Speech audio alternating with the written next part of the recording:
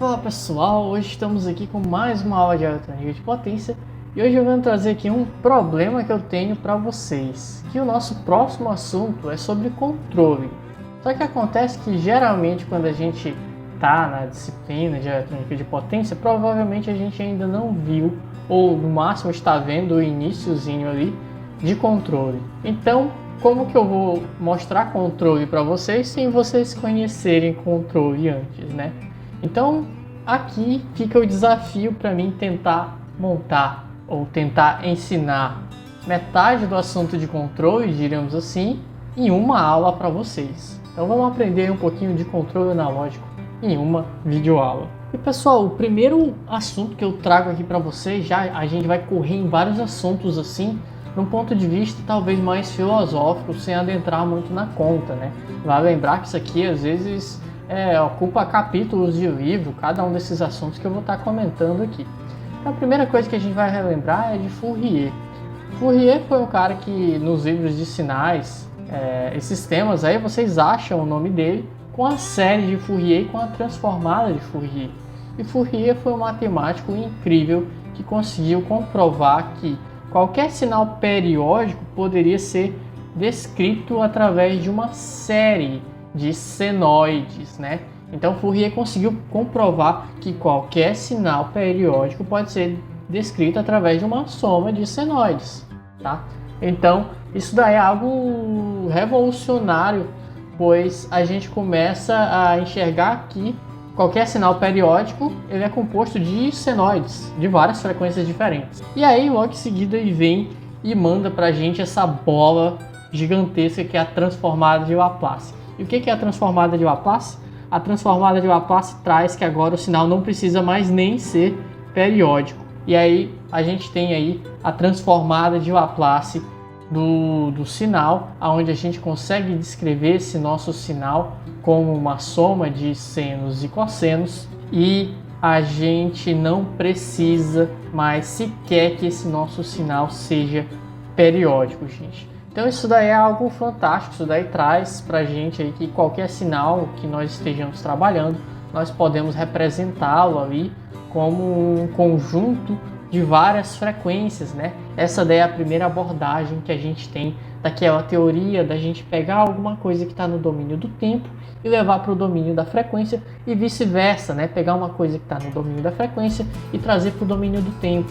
Justamente tudo isso foi baseado nessa teoria de Fourier, porque qualquer sinal que eu tiver no tempo, eu posso pegar e transformar para a frequência, porque qualquer sinal é uma soma de senoides ali. Então, aqui eu já trago para vocês essa teoria de qualquer sinal que a gente estiver enxergando, ele é uma soma de senoides. Então, se eu tenho um sinalzinho ali, no caso uma própria senoide, a gente vai ter aqui naquela frequência, né, nessa frequência aqui, diríamos seja 1 kHz, a gente vai ter nessa frequência aqui de 1 kHz o meu sinal de amplitude, não sei, 10 volts. Aqui a gente vai ter amplitude de 10 volts, né? Então a gente consegue descrever aqui no tempo, né? Isso daqui está no tempo, isso aqui está na frequência. E aí a gente descobriu que a gente também consegue representar qualquer sinal que a gente quiser, né? A gente pega um sinal bem doidão aí, e aí a gente pega esse sinal e faz aí a transformada de Fourier. E aí com a transformada de Fourier a gente descobre que esse nosso sinal nada mais é do que um negócio assim na frequência, tá? Então ele nada mais é do que a soma de todas essas frequências aqui, né? Uma soma infinita, porque a gente tem várias frequências, a gente não tem elas isoladas aqui. É uma massa de frequência, né? O que a gente chama de densidade espectral aqui. Mas ainda assim se tratam de várias senoides diferentes, né? Várias senoides diferentes somadas. E se a gente aplicar a transformada, a gente consegue sair de um lado e ir para o outro. A gente sai do tempo, vai para a frequência, e a gente sai da frequência e vai para o tempo. Então isso daí é uma das primeiras coisas, assim, que foi uma revolução na nossa análise de controle que a gente vai precisar e vai falar bastante durante esse vídeo. A segunda coisa que eu trago para vocês, a resposta em frequência, ou o teorema da resposta em frequência. Gente, o teorema da resposta em frequência é outra coisa que vocês vão conhecer em análise de sinais e sistemas, que é o seguinte: se a gente tem um determinado sistema e esse nosso sistema ele é linear, a gente tem aqui um sistema linear, né? O sistema linear nada mais é do que um sistema onde a gente não tem nenhum estado elevado ao quadrado, nenhuma exponencial de um estado ou coisa do tipo, né? Então, basicamente, a gente tendo um sistema linear, a gente pode satisfazer aí a condição para respeitar o nosso teorema de resposta em frequência. E o que diabos é esse teorema de resposta em frequência, gente? Antes de tudo, eu gostaria de lembrar que geralmente a gente gosta de utilizar, por mais não linear que um sistema seja, né? Por mais que ele seja não linear, se for possível aproximá-lo para uma representação linear, nós o faremos. Por quê? Porque a teoria matemática que nós temos para tratar com sistemas lineares é muito sólida, muito robusta, tá? Então, a gente com certeza prefere trabalhar com o modelo linear do que trabalhar com o modelo não linear, certo? Então, em geral, a gente vai estar interessado em trabalhar com um sistema linear que possui um modelo linear.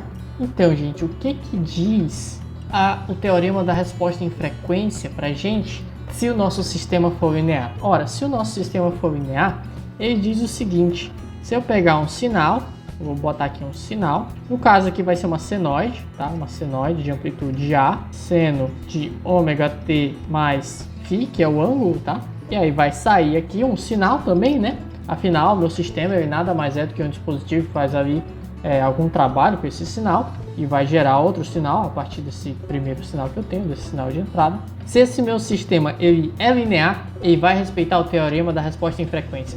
E o teorema da resposta em frequência fala que a minha saída para uma senoide assim vai ser B seno de ômega t mais θ. O que isso quer dizer, gente? Quer dizer que quando eu colocar uma senoide aqui no meu sistema, o que ele vai gerar na saída, se o meu sistema for linear, é também uma senoide na mesma frequência, tá? Só que com amplitude diferente, com uma fase ali de deslocamento da minha senoide também diferente, tá? Então, se a gente sabe que o nosso sistema é linear, a gente sabe que ele respeita o teorema em frequência. E aí, a partir disso daí, veio o cara genial que foi Bode, né? Bode, ele veio então a partir da seguinte teoria. Ora, então a gente pode pegar o nosso sistema aqui e aí a gente vai pegando e vai jogando várias senoides aqui, ó. Vamos jogar a senoide de ômega t mais φ. Vamos jogando aqui. A gente vai pegar aqui, ó, o ômega, que é indiretamente a frequência, né? Pois é 2πf. O ômega vai ser vai assumir aqui uma frequência, né? A gente vai trabalhar onde o nosso ômega trabalha com um range de frequência aí, não sei, de 0,1 até não sei, 1 GHz aqui para exagerar, né? É 1 GHz. A gente bota essas senoides aí e vai olhando a resposta de cada uma.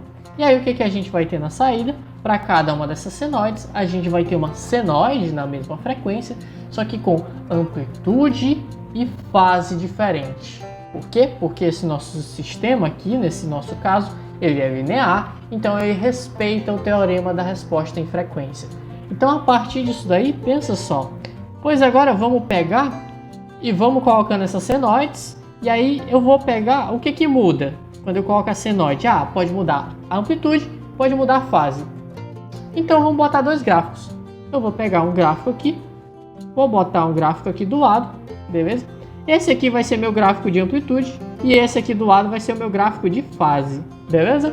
E aqui, ó, no eixo das abscissas, né, no eixo X aqui, no eixo horizontal, o que eu vou ter é justamente a minha frequência ou o meu ômega, tá? Às vezes alguns livros trazem frequência e às vezes alguns livros trazem ômega, não tem muita diferença porque é só multiplicar por 2π. Aqui frequência ou ômega, tá? Não é frequência dividido por ômega, é frequência ou ômega, tá? Não confunda. E aí, gente, olha só. Aí eu fui lá, fiz o primeiro teste, e aí fiz vários testes, aí coletei todas as amplitudes. E aí, eis que o meu sistema deu isso aqui, ó. E aí a minha fase deu algo assim. Quer dizer, até essa frequência aqui, ó, esse meu sistema mantém ali uma amplitude, né? E aí eu coloquei a amplitude A, e aí saiu aqui meio com amplitude B, né? Diríamos assim. E aí depois começa a ter um decaimento e tal, né? Da amplitude. Eu continuo colocando A, depois sai um valor menor, né? E a mesma coisa com a fase. Eu começo com uma fase ali de 0 grau, e aí ele sai ali com uma fase mais elevada por algum motivo, e aí depois ele cai lá de novo para 0 grau, por exemplo. Então basicamente aqui, através dessas duas informações, desses dois diagramas de Bode, né, de amplitude e de fase, você consegue meio que caracterizar um sistema, né? Você pensa, eu vou botar uma senoide ali, eu vou botar um sinal ali, e sabendo quais são as frequências que compõem esse sinal, eu consigo ver o que vai sair, porque eu sei, para cada uma dessas dadas frequências, eu sei qual é a amplitude, qual é a fase que vai sair, consequentemente eu sei o que vai ter na minha saída, tá bom? Então basicamente aqui, esses carinhos aqui, eles conseguem descrever um sistema linear para nós, basicamente através desses dois gráficos aí de amplitude e fase. E aí, gente, acontece que o pessoal não estava, diríamos assim, né? O pessoal não estava muito satisfeito em pegar lá, você coloca aqui A seno de ômega t mais φ, joga aqui no teu sistema, e aí sai lá o B seno de ômega t mais θ. E aí o que o pessoal começou a pensar? Cara, primeiro, a melhor coisa da gente mostrar no gráfico de ganho, né? A gente vai estar falando aqui do gráfico de ganho, é o seguinte, é que eu não quero mostrar B, porque não me interessa saber quem que é esse valor que eu tive. Eu coloquei 1 volt e aí saiu 2. Mas como é que o cara, se você mostrar esse gráfico aqui, como é que o cara vai saber quanto que você colocou? Né? Como é que o cara vai saber que você colocou 1? Você vai ter que escrever lá que você colocou uma senoide de amplitude de 1 volt. Então, por que a gente não pega esse gráfico aqui de amplitude e ao invés de falar que é um gráfico de amplitude, a gente diz que é um gráfico de ganho? Ora, onde quem que é o ganho? Ora, o ganho é basicamente B sobre A, né? É o que tem dividido pelo que tinha, né? Se eu tinha 1 e tem 2, eu tive um ganho de 2. Se eu tinha 2 e tenho 8, eu tive um ganho de 8 dividido por 2, 4. Então, a gente vai parar de falar desse lance de a amplitude aqui saiu B, né? Porque fica algo que carrega menos informação, e vai começar a falar de ganho, pois é bem mais interessante a gente trabalhar com ganho, simplifica mais.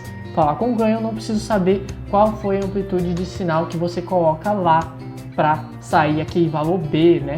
Basicamente, se você tem o ganho, daí eu posso pensar o seguinte, se o ganho é 2 naquela frequência, então se eu colocar uma senoide de 1 volt, vai sair uma senoide de amplitude 2. Se eu colocar uma senoide de amplitude 5, vai sair uma senoide de amplitude 10. Tá? Então facilita muito a nossa vida, né? Não precisa fazer relação, não precisa nem pensar muito. E aí, eu trago mais uma problemática que é importante do controle pra gente. Geralmente, pessoal, antigamente, o principal interesse da eletrônica, né? A eletrônica inclusive surgiu com base nisso. A eletrônica surgiu a partir da vontade de se estabelecer comunicações à distância. Então, se você quer se comunicar à distância, a principal coisa que você quer transmitir é voz. Então, se eu quero transmitir voz, é interessante que eu saiba o ganho que eu tenho de voz, diríamos assim, né? Se eu falo numa altura aqui, com que altura que você ouve lá. E acontece, pessoal, que a voz, ela não funciona exatamente, quer dizer, não é nem a voz, é os nossos ouvidos, eles não funcionam exatamente de maneira linear, diríamos assim. Vamos botar aqui potência, né? E vamos botar aqui, não sei, é o que a gente ouve, não sei nem como determinar isso aqui, som audível ou altura, né? Vou botar a altura do som. Tudo bem que a altura tem até a ver com frequência, mas acho que vocês entenderam. Então, a gente imagina que seria algo mais ou menos assim, né? Uma reta aqui, onde quanto maior a potência, linearmente, a gente tem também uma maior altura, né? Um som cada vez mais audível. E isso não é verdade, gente. A gente tem estudos aí que mostram pra gente E na verdade esse gráfico aqui, ele é logarítmico.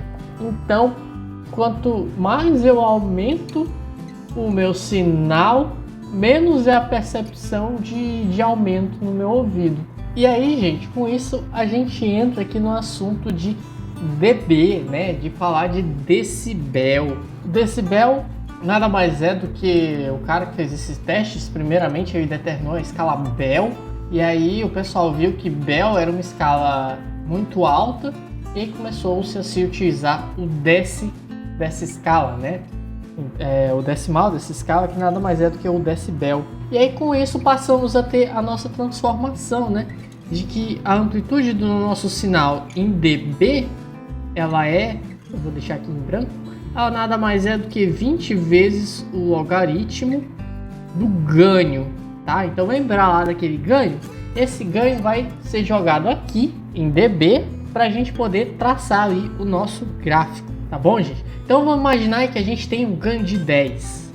Eu tenho aqui um ganho de 10, 20 log de 10 na base 10 dá 1, e aí a gente tem 20 dB. 20 dB, né, galera? Agora olhem só, a gente vai pegar e vai montar uma caixa mais potente ainda. Eu vou pegar e vou montar uma caixa aqui com ganho de 100, que é muita coisa, né? Olha só, olha a quantidade de vezes, antes era 10 vezes, agora eu tô fazendo 100 vezes maior. E olha só quanto que isso aí vai dar em dB. Aqui deu 20 dB, né? Aqui vai dar 100 log de 100 na base 10 é 2. Então 2 vezes 20, isso aqui vai dar 40 dB. Então você deu um ganho de 10, o som tem aquele nível para você deu um ganho de 100, o som tem meio que o dobro daquele nível que tinha antes, sendo que você deu um ganho de 100, né?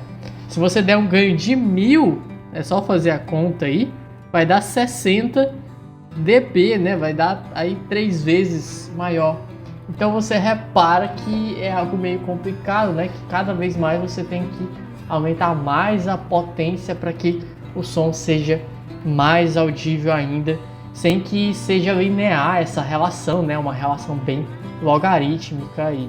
Então, por esse motivo, muitas das vezes, quando a gente olhar o nosso gráfico do ganho de amplitude, né?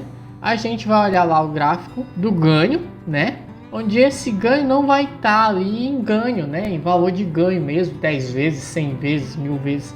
Ele vai estar em dB, justamente por conta dessa característica aí que a eletrônica carregou, da questão da audibilidade, né? E o pessoal se acostumou tanto a trabalhar com dB que vai continuar trabalhando aí por muitos anos até que algo melhor surja, se é que vai surgir, né? Então em dB, gente, a gente olha o seguinte, ó, vou botar aqui para vocês, 20 log de 1, né? Log de 1 na base 10 vai dar log de 1 é 0, 0 vezes 20, 0. Então 0 dB indica um ganho unitário, tá? Então a nossa origem aqui, a nossa reta abscissa, ela indica o ganho unitário. Então para cá para cima a gente tem um ganho maior do que 1, né? A gente tem de fato um ganho, uma amplificação do nosso sinal. E para baixo dessa nossa abscissa a gente tem uma perda, né? A gente tem uma atenuação do nosso sinal, tá? Então fica aí essa interpretação sobre o decibel. É algo que você tem que ir se acostumando aí, trabalhando aí para poder pegar, mas é algo que está muito vívido aí na questão do controle analógico e do controle digital e dos livros de controle em geral, tá? Geralmente a gente trabalha com o gráfico em decibel. Dito isso, gente, a gente pode começar a pensar, a trabalhar com sistemas. Eu vou pegar um sistema comum aqui, né? Pegar o meu sistema, vou chamar de H, tá? Onde H é uma função de transferência aí, pode ser no tempo, pode ser na frequência, tanto faz. E aqui eu tenho a minha saída Y.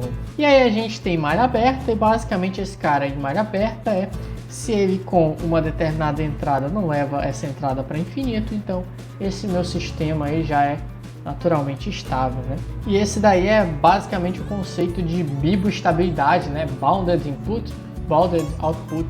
Basicamente você pega uma uma entrada com uma amplitude finita ali, né, limitada, e aí se o seu sistema responde a essa entrada tanto com uma saída também limitada, o seu sistema é biboestável, tá bom? Ele vai ficar estável ali e você não vai ter problema de estabilidade relacionada entre entrada e saída. E outro problema que você pode ter é o problema da estabilidade interna, né? A biboestabilidade checa a questão da estabilidade externa, né? Quando você tem uma entrada. E a estabilidade interna é quando você esquece a entrada. A gente esquece a entrada e aí acontece que aqui dentro pode acontecer de haver uma malha de realimentação, como vocês vão ver lá em controle, né? Modelagem de sistemas, vocês veem que tem uma realimentação natural ali dentro dos nossos sistemas às vezes, né? E aí acontece que geralmente se esse nosso sistema ele é internamente instável, então pensa só, qualquer energiazinha que for depositada nesse sistema, ele vai ali alterar os estados, vai tirar esses estados internos do meu sistema, né? Lembrando que estados são variáveis físicas, pode ser ou variáveis físicas que fazem sentido ou que não fazem, né? Pode ser ali aceleração, velocidade, coisas desse sentido, tensão, corrente, carga elétrica e coisas desse tipo. Então qualquer energiazinha que entra em sistema, pode ser temperatura, luz, algumas dessas coisas injetam energia no sistema. Qualquer energia que seja injetada ali no nosso sistema vai fazer com que essa entrada modifique. E se o nosso sistema ele é instável internamente, isso quer dizer que ele pode pegar essa energiazinha e amplificar ela. Essa energiazinha, como eu disse, tem a malha de realimentação, passa para a saída um pouco maior e aí ela é realimentada nesse nível maior. Então você pensa, algo que começa pequeno, sai lá um pouco maior e volta para cá, maiorzinho, vai para lá maior ainda, volta e vai maior, volta e vai maior, vai chegar uma hora que vai saturar, né? Então você percebe aí que é um sistema instável, você coloca uma coisinha ali dentro e essa coisinha fica gigantesca, né? Vira um problema. Essa daí é a questão da instabilidade interna do nosso sistema e é uma das coisas que vocês mais vão trabalhar lá na disciplina de controle, analisando lá os polos da função de transferência de vocês, né? Pelos mais diversos métodos de estabilidade, critério de Jury, critério de Ruff e coisas desse tipo. Mas a análise através desses polos não é o nosso interesse aqui, tá, gente? Isso daí vocês vão conhecer lá, vão avaliar se esses polos estão no semiplano esquerdo do nosso diagrama de polos e zeros, mas essa não é a ideia da nossa análise aqui. A nossa análise aqui, a gente quer tornar ela um pouco mais simples. Então, a partir de agora eu vou adentrar um pouquinho na ideia de controle, né? Lembre-se, cada bloquinho que eu tenho, cada caixinha, cada sistema que eu tenho, cada circuitinho que eu tenho, ele tem uma função de transferência. Consequentemente, ele tem um diagrama de Bode. Lembrando, o diagrama de Bode é aquele diagrama de ganho e fase, que a gente tem aqueles dois gráficozinhos de ganho e fase, onde o ganho está em decibel, já expliquei porquê, e a fase ali está em fase, né, em ângulo pra gente, indicando ali o deslocamento de fase. E aí, gente, vamos trabalhar com a teoria clássica de controle, né? Não vamos adentrar em nenhum tópico especial aqui. Teoria clássica de controle consiste basicamente da gente pegar aqui, ó, a gente tem esse nosso sisteminha aqui, que eu chamei de H, em malha aberta. E aí eu vou fazer o seguinte, eu vou pegar essa saída aqui, ó, e vou mostrar lá para a entrada. Vamos pegar ela aqui, ó, e vamos jogar para cá para cima. E eu vou botar aqui uma referência, né? Aqui eu vou botar um sinal de menos, aqui eu vou botar um sinal de mais. Esse daqui é um bloquinho somador, né? Vai somar os dois e vai me gerar alguma coisa. Olha só, gente, aqui é a minha saída. É basicamente o que eu tenho. Aqui é a minha referência, é o que eu quero. Se eu medir aí a diferença entre a referência e o que eu quero, o que que a gente tem como resultado dessa diferença? Olha, eu queria 5 laranjas, mas eu tenho 2. A diferença entre 5 e 2 é 3, né? 5 menos 2, 3. O que é esse 3? É o erro. Então esse aqui é o nosso erro o nosso erro diz pra gente o quão distante a gente está da nossa referência. E aí, o que pensou-se, né? Qual que é a nossa ideia aqui? Então, que tal a gente pegar um bloquinho, ó, de alguma coisa, deve ter alguma coisa aqui que eu vou chamar de C, né? Para não ficar complicado. Deve ter alguma coisa, às vezes eu uso a letra G, tá? Mas vou usar C aqui por conta do controlador. Deve ter alguma coisa aqui que a gente pega esse erro, bota esse erro lá dentro e aí faz uns cálculos lá. Consequentemente não deixa de ser um sistema também, né? E aí ele gera aí o sinal que a gente chama de, na saída, de erro compensado. E aí esse erro compensado vai agir ali na planta de tal forma a corrigir o erro, ou zerar o erro, melhor dizendo, fazendo com que a nossa saída seja exatamente igual à nossa referência. E aí, gente, a partir desse diagrama de blocos, ele nada mais é do que uma continha que a gente tem para fazer, né? Aonde a gente pode escolher um desses nós aqui e tirar a nossa continha. Vamos ver aqui quem que é o nosso y, né? Quem que é a nossa saída. Ora, quem que é esse nosso y?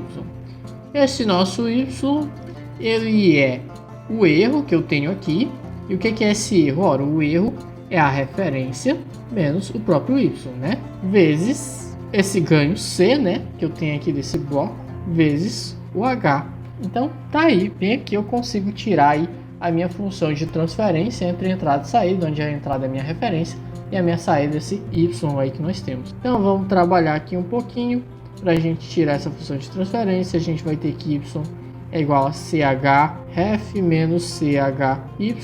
Vamos passar o y para o outro lado, vai ficar y, já vou adiantar aqui, 1 mais CH, que é igual a CH, sinal de referência. E aí vamos isolar o y, né? Esse y aqui sobre referência, né?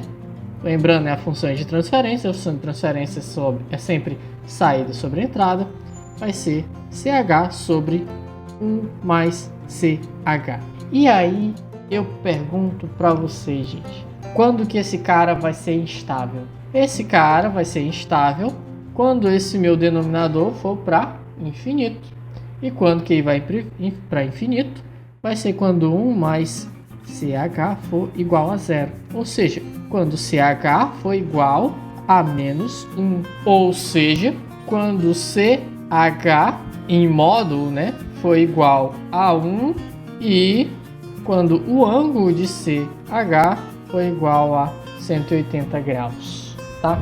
Então, bem aqui a gente tem essa nossa grande questão aí, de que, olha só, então a gente consegue olhar aqui os pontos que começam, aonde começa a ter problema, ou quando a gente começa a ter um ganho de 1, né, um ganho maior do que 1, quando a gente tem um ângulo de 180 graus ou maior. Isso daí começa a ser um problema para a gente. Então vamos guardar essa informação aqui. O módulo de CH então tem que ser diferente de 1. O ângulo de CH não pode ser maior do que 180 quando o ângulo for igual a 1 ou maior, né? E aí o nosso diagrama de Bode fica assim. Vou supor um diagrama qualquer aqui. Aqui o nosso ângulo, onde bem aqui vai ser 180 graus. E aí, gente, olha só, lembra que eu falei para vocês, isso aqui está em dB, Então, o ponto aonde a gente tem aqui um 180 graus é esse ponto bem aqui, ó. É onde eu tenho mais que 180 graus. Então, se onde eu estou aqui no ponto com mais de 180 graus, vocês veem que nesse ponto aqui, ó, eu estou com um ganho menor do que 1. Isso quer dizer o quê? Isso quer dizer, gente, que nesse ponto aqui onde eu tenho esses 180 graus, né, ou coisa menor, a gente vai ter uma inversão de sinal, diríamos assim, né, uma demora, um retardo no nosso sinal, tal qual se o sinal for negativo e vira positivo, né, e aí deixa de ser uma realimentação negativa, que a gente tem lá no nosso controle, e passa a ser uma realimentação positiva. E isso se torna problemático, né? Porque você queria tirar ali, medir o erro, e na verdade você não está medindo o erro, você vai estar medindo outra coisa, né? Você vai estar somando a referência com a saída. e aí isso se torna um problema gigantesco, né? Então, basicamente, no momento onde a gente atinge esse ângulo de 180 graus, a gente não quer de forma alguma que esse ganho seja maior do que 1, tá bom? Por quê, gente? Porque a gente vai ter aqui o nosso bloquinho, ó, e a gente tem aqui a nossa saída vindo aqui cá, ó.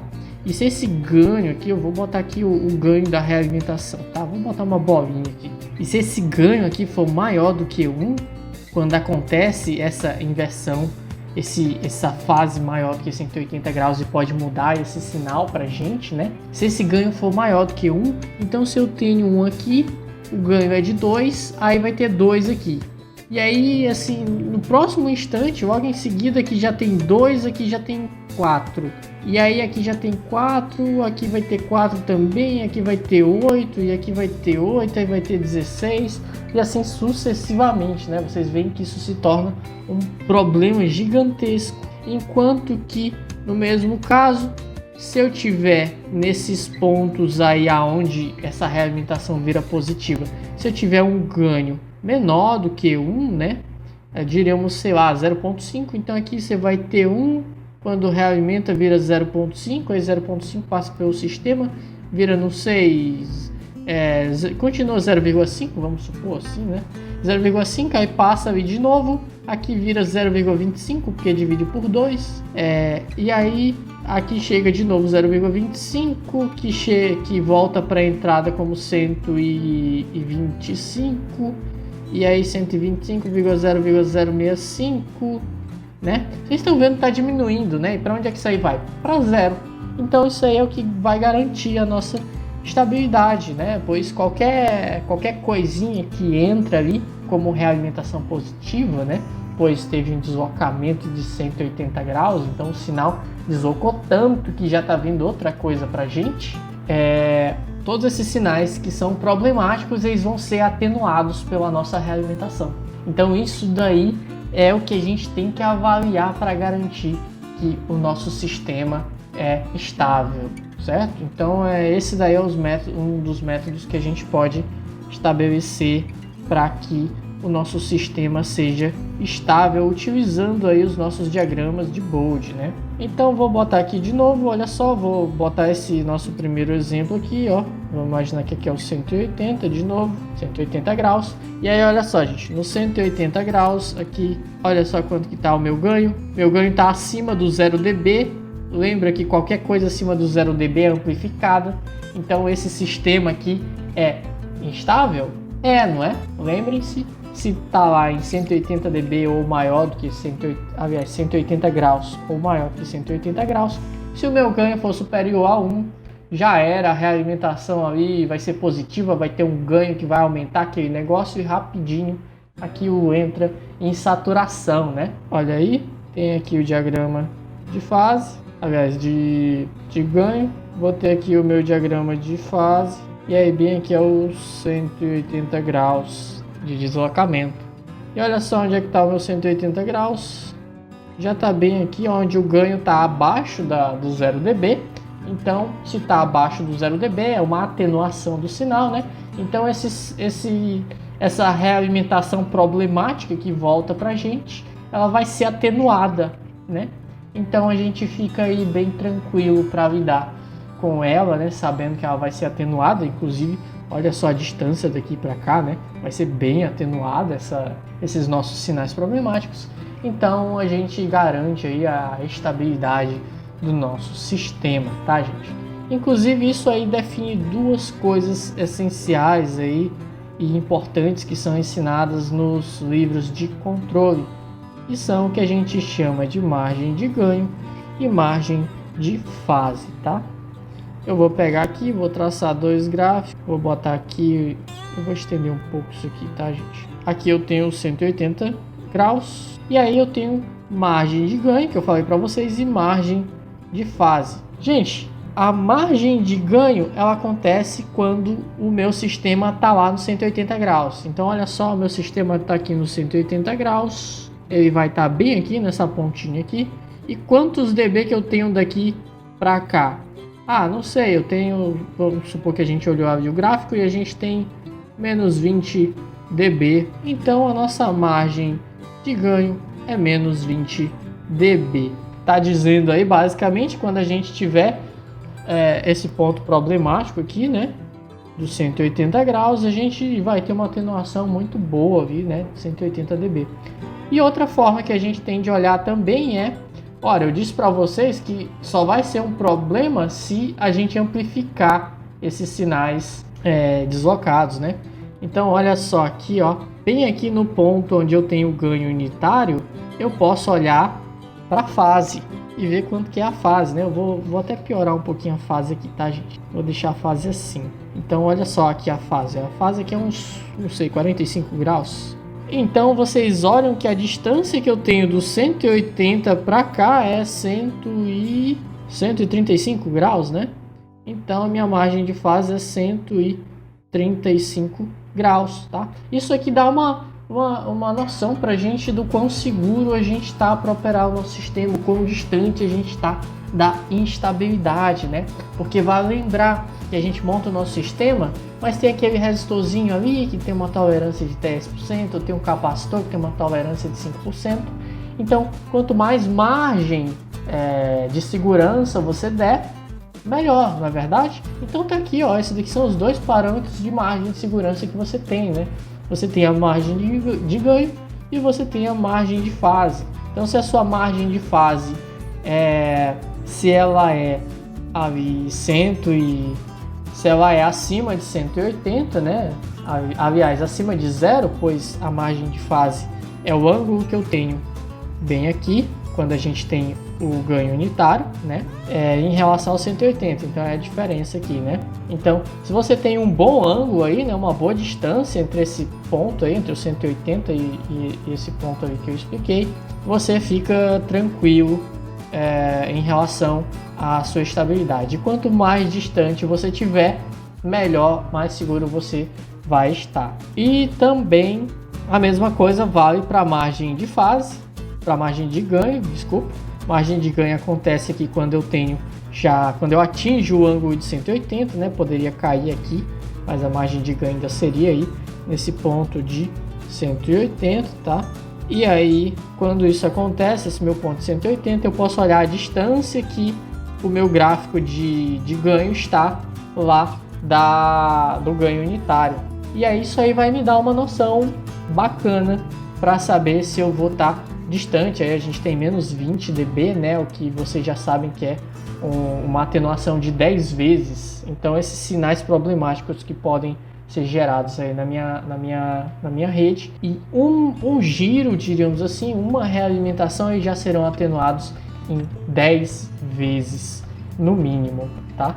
Então isso daí já fica bem tranquilo pra gente trabalhar. E essa daqui é uma das formas que a gente tem para garantir a estabilidade, tá, gente? A gente pode fazer essa análise do nosso gráfico de Bode, e através dessa análise do nosso diagrama de Bode, o gráfico de Bode, a gente consegue garantir a estabilidade interna do nosso sistema, que é a mais importante, para a qual a gente sempre atenta aí. E aí, gente, agora que vocês já sabem de tudo isso, eu trago a sacada master para vocês, que geralmente os professores não comentam isso aqui, não falam pra gente, né? Deixam como mentira.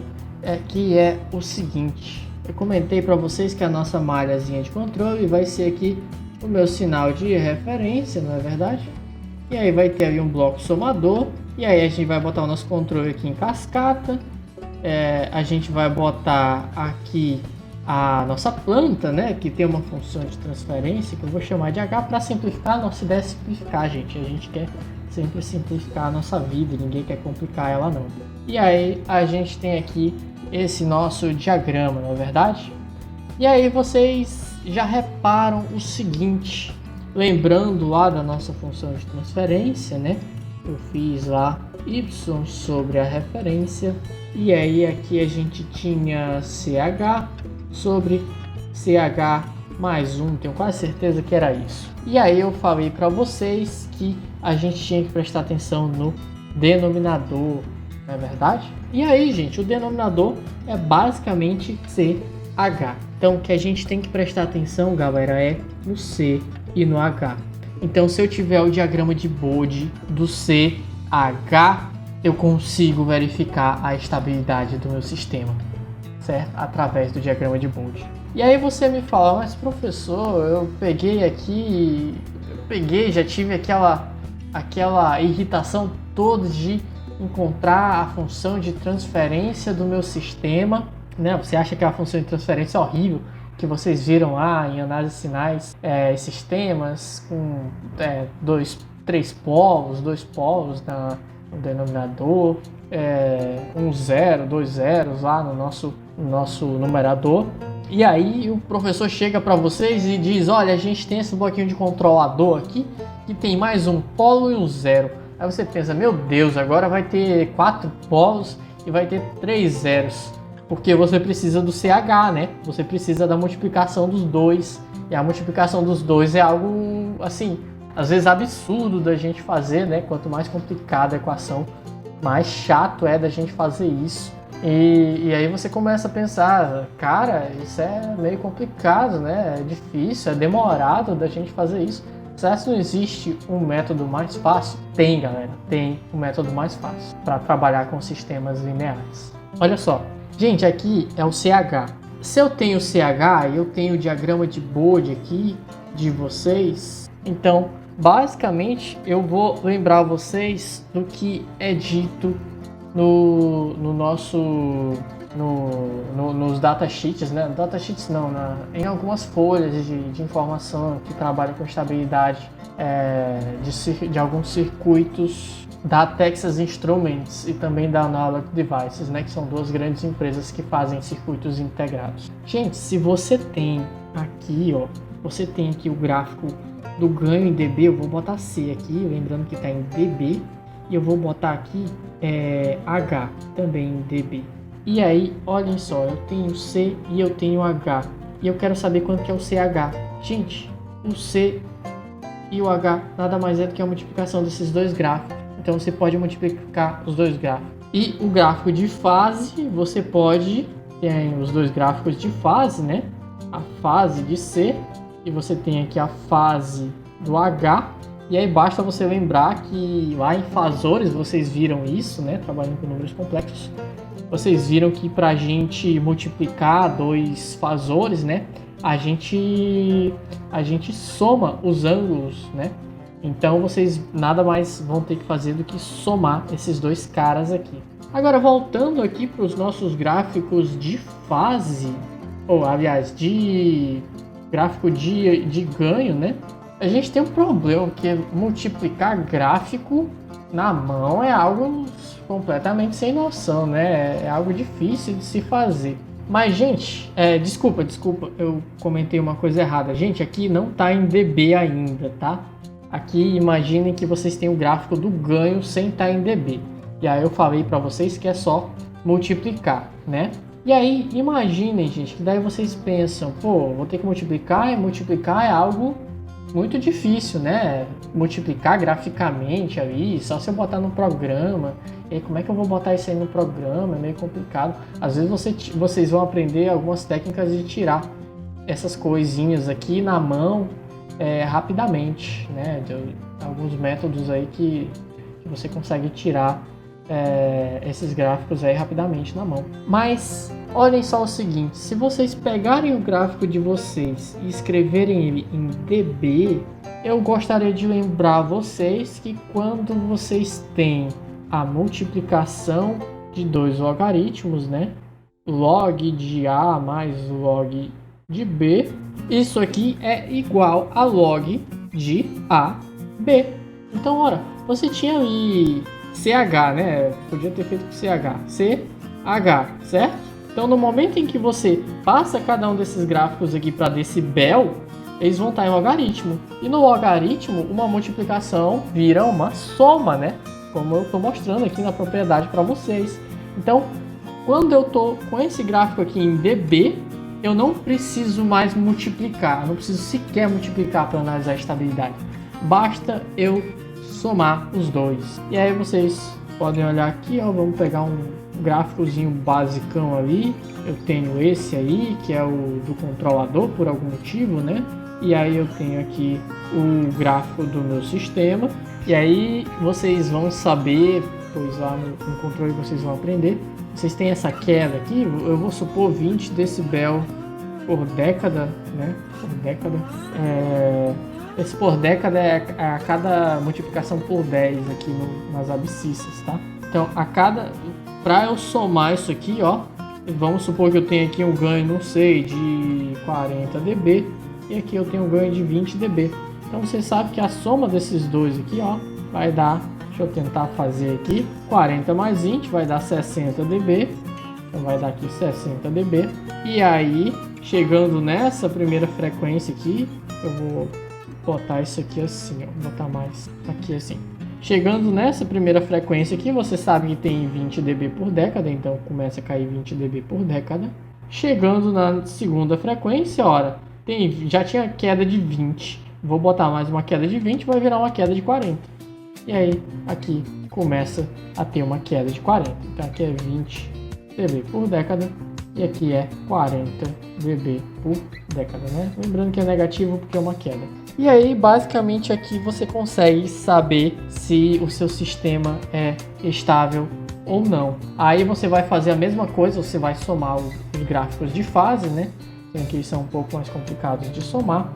E aí, com isso, você consegue olhar a sua margem de ganho e a margem de fase e saber se o seu sistema é estável ou instável, sem precisar multiplicar as duas funções de transferência do controlador e do sistema, tá? Aqui você resolve, você mata aí de vez esse problema.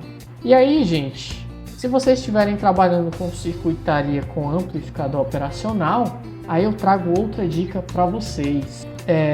Justamente nesses datasheets que eu consultei, que eu já li vários no Texas Instruments e da Analog Devices, eles recomendam que para você garantir que você vai ter uma boa estabilidade, o recomendado é que você cruze o zero, ou seja, cruze o 0 dB aqui, ó, essa linha das abscissas, com uma queda de menos 20 decibéis por década, entendeu? Essa daí é a melhor situação de estabilidade, que você fica tranquilo, seu sistema vai funcionar, não vai gerar oscilação doida nele, não vai saturar para nenhum lado, tá bom? Então você vai ficar bem tranquilo nesse sentido aí. Então se você fizer essa soma aqui e nessa soma a sua queda, quando ela cruza o zero, a queda é de 20 decibéis por década, você está tranquilo. O seu sistema é estável e acabou. Pode simular, pode rodar, que vai funcionar tranquilamente. Pode aprovar o seu controlador está ok, entendeu? E lembrando que você pode até montar controladores dessa forma. Você pode chegar lá, chuta valor do controlador, joga lá um random no MATLAB, no Scilab, tanto faz, plota o board do controlador, olha o board da planta, se quiser até soma os dois, não sei se você vai querer, somou os dois, basta você olhar ali, lembrando que tem que estar em decibel, né, para somar tem que estar em decibel, basta você olhar ali se você satisfaz os critérios ali de margem de fase, né? Se você vai ter uma boa margem de fase e uma boa margem de ganho. Se você quiser olhar só para o gráfico de ganho, você pode observar se a sua queda é de 20 decibéis por década.